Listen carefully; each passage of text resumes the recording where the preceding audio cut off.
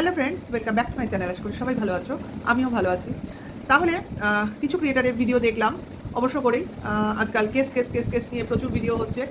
এখন তো আবার সাক্ষাতে থ্রেড দেওয়া হচ্ছে বা কথা বলার চেষ্টা করা হচ্ছে ভিডিওতে, আর করে মানে সেই রকম নতুনত্ব কিছু আসছে না। এখন অন্যরকম লিভিং লাইফ দেখানো হচ্ছে। কর্মস্থল সবাইকে দেখিয়ে দেওয়া হচ্ছে। এরপর হয়তো অফিসের অ্যাড্রেস দেখানো হবে অন্যান্য জায়গায়। মানে ক্রিয়েটারদের মানে লাইফটা কন্ট্রোভার্সি ওয়ার্ল্ডে সামনে চলে আসবে ফ্যামিলি মেম্বার্সদের নিয়ে। যারা ব্লগিং করে না তাদের এইভাবে সামনে চলে আসাটা জাস্ট মানে আমরা তো এটা চাই না যে আমাদের ফ্যামিলি মেম্বাররা এরকম সামনে চলে আসুক। হ্যাঁ, যারা ব্লগিং করে তারা অলরেডি পরিচিত মুখ, তাদের কথা আলাদা। কাজেই আমরা চাইবো না এইরকম কোনো পরিস্থিতির সম্মুখীন হতে, ঠিক আছে? কিন্তু কেউ যদি পরিস্থিতি ক্রিয়েট করার চেষ্টা করে সেক্ষেত্রে কী হবে সেটা ভবিষ্যতই বলবে। আচ্ছা, তাহলে চলে আসে। কারোর মেয়েকে নিয়ে বলেছে, ছেলেকে নিয়ে বলেছে, এটা জাস্ট নেওয়া যায় না। কারণ সব বাচ্চাই আমাদের কাছে নিজেদের বাচ্চার মতো, তাই তো? আমি এটা বহু আমার ভিডিওতে বলেছি যে ক্রিয়েটারের সঙ্গে আমার কর্মস্থলে একটা মতবিরোধ হতেই পারে, কিন্তু পার্সোনাল মতবিরোধ হবে কেন? আমি কাজের ক্ষেত্র এটা, তার সঙ্গে আমার পার্সোনাল অ্যাটাকিং, পার্সোনাল ঝগড়াঝাটি, এগুলো তো সে তো আমার আত্মীয় না, তাহলে কেন, কিসের জন্য এই ধরনের জিনিস আমি মনে নেব, আমি প্রাণে নেব? আমার কাজ সংক্রান্ত কথা ওই সংক্রান্তই আমার দেওয়া নেওয়া হয়ে গেল, ব্যাস। সে আমায় বলবে বা আমি তাকে বলবো, বা আমি তাকে না নিয়ে বললে সে আমায় বলবে না, এইটুকুই তো ব্যাপার। বা বললেও আমি বলবো না, প্রয়োজন না মনে করলে, এই হলো ব্যাপার। কিন্তু সেটাকে আমি একদম হাই লেভেলে নিয়ে যাব, এতটাও মূর্খ আমি নই। কারণ আমি এখানে রোজগার করতে এসেছি বা টাইম স্পেন্ড করতে এসেছি, সেই টাইমটুকু আমি যতটুকু পারছি দিচ্ছি। তার বেশি টাইম দিতে মানে কেস হলে তো আমি সারাদিন ওর পেছনেই পড়ে থাকবো না, তাহলে তো আমার যে সুস্থ স্বাভাবিক জীবনটা ছিল সেটা নষ্ট হয়ে গেল। আর যেটুকু বা রোজগার করলাম সেটুকু ওই খাতে বেরিয়ে গেল। এমন নয় যে আমি আমার ঘরের টাকা বার করে কেসে ঢালবো, অ্যাকচুয়ালি এটা সম্ভব না, আমি করবো না। কী করতে, কিসের জন্য? সুস্থ জীবন ব্যতিগ্রস্ত করার কোনো প্রয়োজন নেই এখানে। কিন্তু ব্যাপারটা হচ্ছে সন্তানদের আক্রমণ কেন, ঠিক আছে? কারণ কারোর সন্তান আমি মনে করি আমার সন্তান, এক্স্যাক্টলি। কারণ কোনো বাচ্চাই খারাপ হতে পারে না যদি তার বাবা মা তাকে ঠিকমতো শিক্ষা না দেয়। যেমন এই রিমি, রিতম, ঈশানী, এদের ব্যবহার, এদের লাইফস্টাইল, এদের কথাবার্তা, থ্রোয়িং, এগুলো কেন হয়েছে? এগুলো তো অপর্যাপ্ত অর্থ হাতে আসার জন্য হয়েছে, বাবা মার শাসন ঠিক করে না করার জন্য হয়েছে। কাজে এইগুলো একমাত্র ফ্যামিলি বন্ডিং বা এডুকেশনের উপরই নির্ভর করে। সেটা যদি প্রপার টাইমে না দেওয়া হয়, পরে দিয়ে কোনো লাভ হয় না। যাই হোক, তাহলে যে আমরা দেখলাম ঢেপসি খুব বিশাল একটা স্টেপ নিতে চলেছে একজনের বিরুদ্ধে, যে কিনা ওর ছেলেকে অবৈধ বলেছে, মানে তার হাজব্যান্ডের সন্তান নয়, এরকম একটা বলেছে। যাই হোক, সে কী নেবে, কী হবে, সে তো আমরা ভবিষ্যতে দেখতে পাবো। ঢেপসির মানে মত হচ্ছে যে তার সন্তানের নামে যদি এই ধরনের অপপ্রচার চালানো হয়, তাহলে তার সন্তানের ভবিষ্যৎ খুবই মানে বিপজ্জনক অবস্থায় চলে যাবে ভবিষ্যৎ। একদম ঠিক, একদম ঠিক। এটা আমার কোনো এই ব্যাপারে মতবিরোধ নেই দেবশির সঙ্গে, কারণ এটাই ফ্যাক্ট। বাবা মার বা সন্তানের ভবিষ্যৎটা পুরোটাই নির্ভর করে তাদের কর্মের উপর, ঠিক আছে? কাজেই বাবা মা এমন কিছু করবে না যার জন্য তার সন্তানকে কথা শুনতে হবে, ঠিক আছে? এক নম্বর। আর অপরপক্ষে ক্রিয়েটারদের এমন কিছু বলা উচিত না অন্যের সন্তানকে, যাতে সেই সন্তান যখন পরবর্তী জীবনটায় থাকবে, চলবে, প্রতিকূল পরিস্থিতি সামনে পায়, সে যেন স্মুথলি চলতে পারে। বাবা মা কী চায়? যে আমার সন্তান যেন সঠিক শিক্ষা পায়, সঠিক একটা এডুকেশন পায়, সঠিক কর্মস্থলে চাকরি করতে পারে এবং লাইফটা খুব সুন্দরভাবে কাটাতে পারে। এইটুকুই তো বাবা মার চাওয়ার জিনিস। সেইখানে যদি কেউ এসেতেই সন্তানকে বাজে কথা, কুকথা, অকথা এইসব বলে ডিফেম করার চেষ্টা করে, তখন কার গায়ে লাগে? বাবা মারই গায়ে লাগে, এবং সেই সন্তানের ভবিষ্যৎটা খুবই সংকটপূর্ণ হয়ে পড়ে।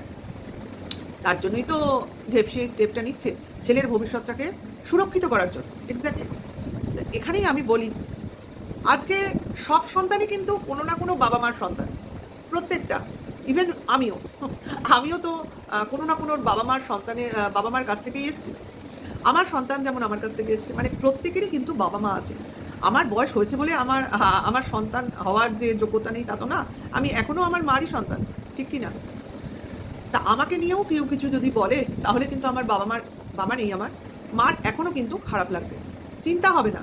কারণ আমি এখন সেই পরিস্থিতিতে পৌঁছে গেছি যেখানে আমি লড়াই করে বাঁচতে পারি, এবং ভালো খারাপটার শিক্ষা আমি পেয়ে গেছি। কিন্তু খারাপ লাগে, তাহলে এই খারাপ লাগাটা থেকে কে আমাকে বাঁচাবে, বা আমার মাকে কে বাঁচাবে? আমার কথা বাদ দে, কেউ যখন কাউকে কিছু বলে, বাজে কথা বলে, তার বাবা মার মনে লাগে না? তার বাবা মার খারাপ লাগে না? তাহলে সেই ব্যাপারে কি আমরা চিন্তা করি? আমি জাস্ট পয়েন্টে চলে আসছি। এই যে আমরা টিনাকে এত বাজে কথা বলছি, এত আমাদের আমরা আমরা বলেই বলছি, যেহেতু সমস্ত কন্টেন্ট ক্রিয়েটাররাই এক, পক্ষে বিপক্ষে আমরা তৈরি করেছি, কিন্তু আসছে কারা বাজে বলছে? কন্টেন্ট ক্রিয়েটাররাই তো, কন্ট্রোভার্সি ক্রিয়েটাররাই তো। তাহলে এই যে বাজে কথা বলছে, কলঙ্ক, চরিত্রকে কলঙ্কিত করে ফেলছে, ইল্লিগাল সম্পর্কে যুক্ত করে ফেলছে, ডিভোর্স না হওয়ার সত্ত্বেও তার বিয়ে দিয়ে ফেলছে, 8-9 মাসে 2-3 বার অ্যাবর্শন, আমি সংখ্যাটা যদি ভুল বলি তোমরা ক্ষমা করে নিও, 4-5 বার প্রেগনেন্ট, তারপর আরও অনেক কিছু, ঘুরতে যাওয়া, অমুক তমুক, অনেক কিছুর গল্প আমাদের চোখে চলে এসছে, কানে চলে এসছে, চোখের সামনে চলে এসছে। তাহলে টিনা কোনো বাবা মার মেয়ে নয়, তার ফিউচার নেই, সে ভবিষ্যতে সুস্থভাবে বাঁচবে না, তার বিপক্ষে যেসব কথা বলা হয়েছে তার সমস্ত জিনিসের প্রমাণ আছে তো। সেই প্রমাণগুলো নিয়ে সবাই দেখাতে পারবে তো। আজকে টিনাও যদি এই একইভাবে, বা টিনার বাবা মাও যদি কারোর অফিসে গিয়ে এইভাবে জিজ্ঞাসা করে, ভালো হবে তো? করতেই পারে, পথ তো একজন দেখিয়েছে, এরকমভাবে আরও অনেকে করতে পারে। এখন তো এটাই রাস্তা, যে দেখাবে সে আগে দেখাবে, তারপরে সবাই পিছনে চলবে। কারোর ছেলে মেয়েকে নিয়ে বললে তার বাবা মা এইভাবে বলার সাহস তো দেখাবেই।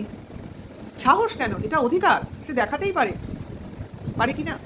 আজকে টিনাকে যেভাবে ফ্রেম করা হচ্ছে, প্রতি মুহূর্তে একটা বাড়িতে কোথায় থাকছে সেটা নিয়ে ডাউট করা হচ্ছে। ফার্স্টলি তাকে বলাই হচ্ছে সে নাকি তার বাপের বাড়িতে থাকেই না, কত বড় দুর্নাম।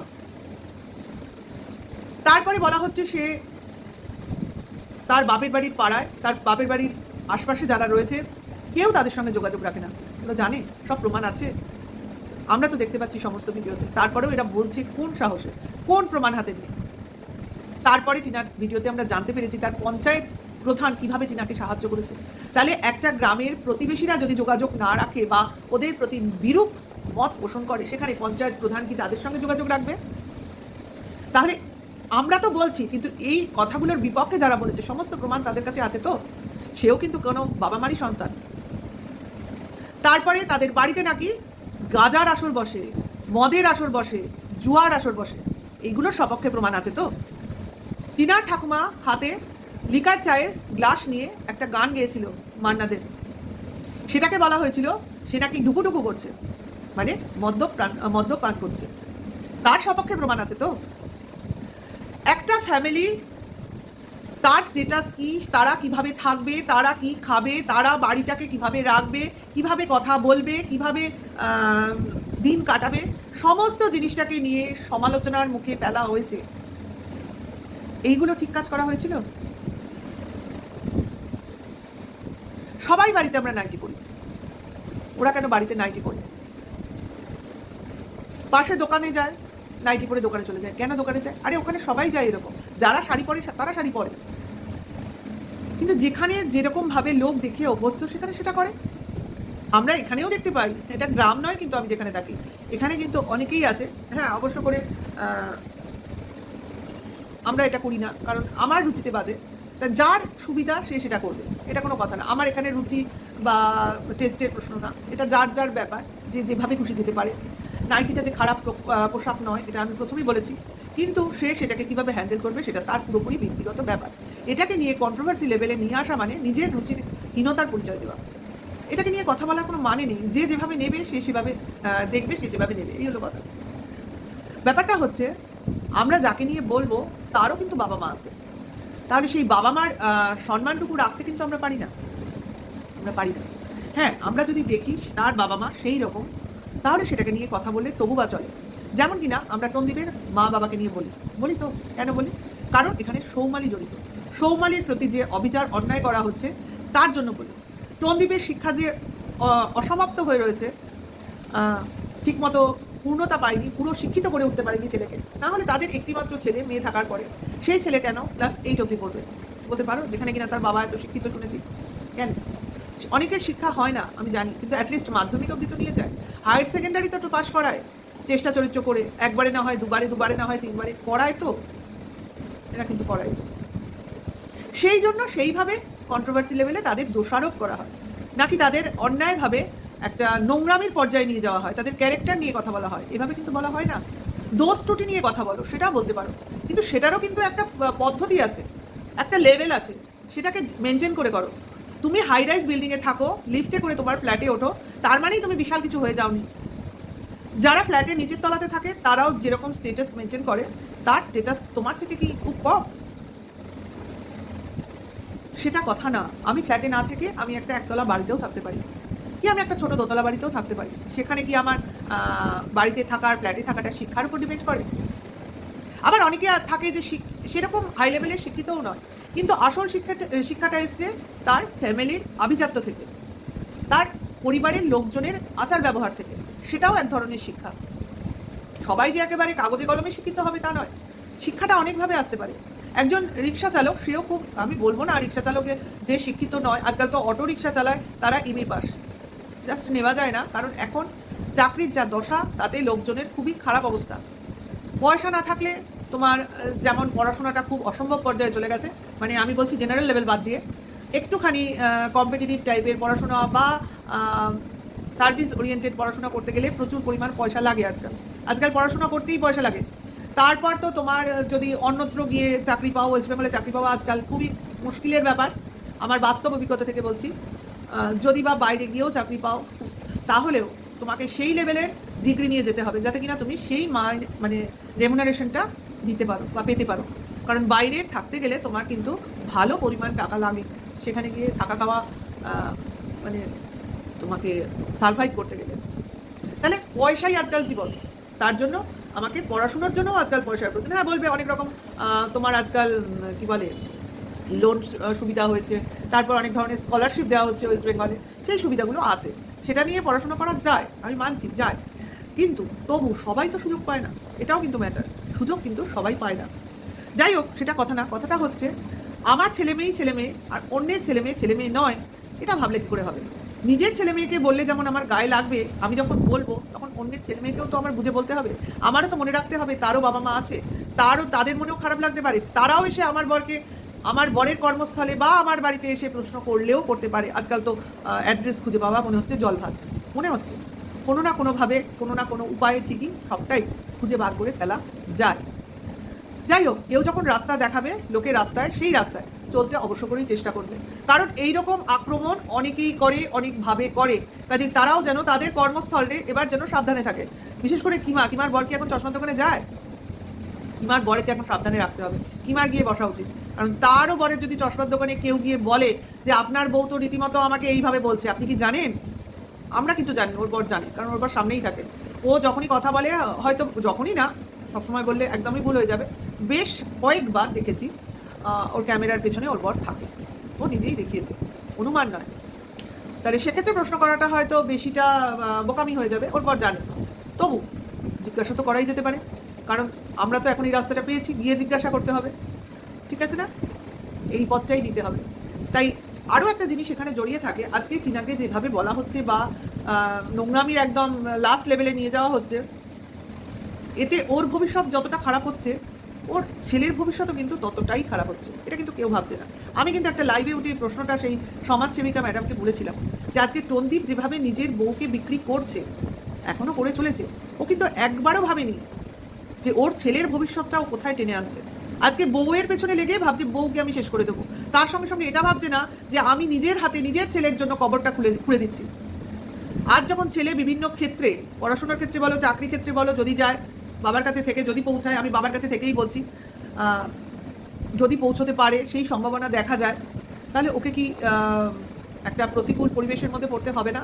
যদি ওকে কেউ চিনে ফেলে, যদি ওর ইউটিউব চ্যানেল বা পুরনো চ্যানেলগুলো কেউ ফলো করে কোনোভাবে আজকে হয়তো বিবাহের ক্ষেত্রেই একটা বিশাল বাধার সম্মুখীন হলো, হতেই পারে। তা সেইগুলোর ক্ষেত্রে কারা করছে এই যে ভবিষ্যৎগুলো একদম সেই লেভেলে নিয়ে যাচ্ছে কারা? শুধু তো টিনার নয়, এই নোংরামিতে ওই বাচ্চা ছেলেটার ভবিষ্যৎও কিন্তু একটা প্রশ্নচিহ্ন সামনে ফেলে দিয়েছে। এই প্রশ্নের উত্তর কিন্তু আমরা পাইনি, আজ অবধি পাইনি। কেউ এটা নিয়ে চিন্তাই করছে না যে একটা বাচ্চা ছেলের প্রতি সবাই সহানুভূতি দেখাচ্ছে, কিন্তু সেই ছেলেটার ভবিষ্যৎটা এরা নিজেরা হাতে নিজেরাই শেষ করে ফেলছে, এটা নিয়ে কেউ ভাবছে না। টিনার এগুলোকে নিয়ে ভাবা উচিত। ওর যা হওয়ার হয়ে গেছে, সেটা ও ওর মতো করে লড়াই করবে, কিন্তু ওর ছেলের ভবিষ্যৎটা ঠিক করতে গেলে ওকে এই লড়াইয়ে নামতে হবে। ওকে কেউ কিছু বলা মানে ওর ছেলের ভবিষ্যতে একটা করে পেরেক পোতা। সেই জন্যই ওকে প্রতিবাদ করতে হবে, এবং সেই প্রতিবাদটা ওর জোরালো হওয়া উচিত এখন প্রচণ্ড পরিমাণে। এইবার তো করাই উচিত, কারণ যেভাবে সমস্ত জিনিসটা একটা নোংরামির লেভেলে নিয়ে যাওয়া হচ্ছে, বিশেষ করে ওই বাংলাদেশে যে কুলাঙ্গার আছে, সে তো যাকে পায় তাকে নিয়ে নোংরামি চালায়, নোংরা কথা বলে, সবার সঙ্গে সবার একটা নোংরা সম্পর্ক জুড়ে দেয়। ওর বিরুদ্ধে একটা বিশাল স্টেপ নেওয়া উচিত। তার জন্য যদি সেইখানকার প্রশাসনের সঙ্গে যোগাযোগ করে যেভাবে সম্ভব সেইভাবে একটা ব্যবস্থা নেওয়া উচিত। হয়তো কিছু একটা ব্যবস্থা হবে, স্টেপ বাই স্টেপ হবে। আমরা এখনই সেরকম কিছু আলোচনা এখনই করব না, কিন্তু এই যে সন্তানদের নিয়ে বলা, এইগুলো বলাটা এইবার অন্তত বন্ধ করা উচিত। যাই হোক, দেখি এর ক্ষেত্রে কি হয়। ক্রমশ পরবর্তী ক্ষেত্রে আরও অনেক কিছু নতুন নতুন জিনিস আমরা এখন দেখতে পাচ্ছি। আইনের কত কত জিনিস ধারা আমাদের সামনে খুলে যাচ্ছে, বলো। আমরা এক একজন ওকালতি না হয়তো পাশই করে ফেলবো, এই ক্রমশ স্টেপ বাই স্টেপ জানতে জানতে। মানে আমাদের আর কোনো কিছুতে ভয় থাকবে না, না পুলিশ প্রশাসন ফেস করতে ভয় থাকবে, না আইন আদালত ফেস করতে ভয় থাকবে। মনের ভয়টাই দেখবে, ভয় পেতে পেতে ধাক্কা খেতে খেতে এই যে মনের মধ্যে যে একটা সূক্ষ্ম ভয়ের একটা পর্দা থাকে, সেই পর্দাটা একটা সময় ছিঁড়ে যায়। মানে মানুষ ভয় পেয়ে কোনো মানুষকে যদি তুমি ক্রমাগত ভয় পাওয়াতে থাকো না কোনো জিনিস নিয়ে, সে ভয় পেতে থাকে, একটা সময় ভাবলে দূর এত ভয় পেয়ে হবে কি, যা হবে তার সামনে আসুক, মোকাবিলা করা যাবে। মানে ভয়টাকে মানুষ জয় করে ফেলবে, আর ভয়ের মানে বিন্দুটাও তার মনের মধ্যে থাকবে না। যা হবে দেখা যাবে, আগে তো হোক, তারপর আমি তো আছি, এই হলো ব্যাপার। যাই হোক, যেটা হচ্ছে ভালো হচ্ছে, যা হবে ভালো হবে, এবং এখনও যা আগে হয়েছে সেটাও ভালোই হয়েছে।